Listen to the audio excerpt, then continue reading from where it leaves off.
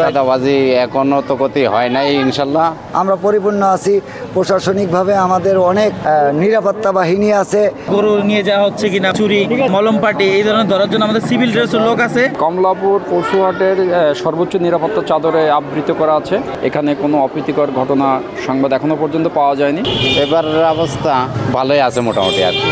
চাঁদাবাজি এখনো তো ক্ষতি হয় নাই ইনশাল্লাহ, মনে হয় হবেও না। আমরা পরিপূর্ণ আছি, প্রশাসনিকভাবে আমাদের অনেক নিরাপত্তা বাহিনী আছে। যে ছিনতাইয়ের কথা বলছেন বা যে কোনো হয়রানি বা যে কোনো সমস্যার কথা বলছেন, এইগুলি এবছর আমাদের কোনো রকম কোনো জিনিসে কোনো ঘাটতি নেই এবং সম্পূর্ণ আমরা পরিপূর্ণ আছি। প্রশাসনিকভাবে আমাদের অনেক নিরাপত্তা বাহিনী আছে। আদার্স যে কোনো সমস্যার জন্য আমাদের প্রচুর পরিমাণ লোকজন আছে। বলছিলাম যে আমাদের হাটে আইন শৃঙ্খলা লোক তো আছে, তার পাশাপাশি আমাদের হাট কমিটির থেকেও সিভিল ড্রেস আমাদের লোক আছে।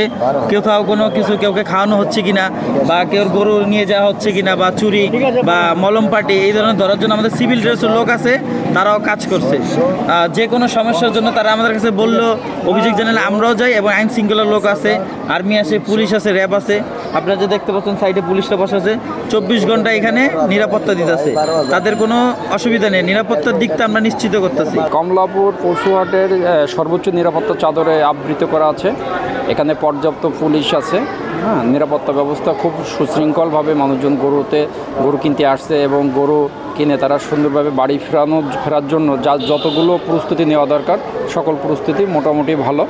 এখানে কোনো অপ্রীতিকর ঘটনা সংবাদ এখনও পর্যন্ত পাওয়া যায়নি। এখনও পর্যন্ত হাটের সার্বিক পরিস্থিতি ভালো আছে। এখানে আমাদের পর্যাপ্ত টিম আছে, এখানে সিভিলিয়ানও আমাদের টিম আছে এবং জাল টাকা যাতে শনাক্তকরণ করা যায় সেজন্য প্রত্যেকটা বুথে আমরা জাল টাকা শনাক্তকরণ মেশিন সরবরাহ করছি। আমরা পর্যাপ্ত নিরাপত্তা ব্যবস্থা বলবৎ আছে এবং সার্বিক পরিস্থিতি ভালো।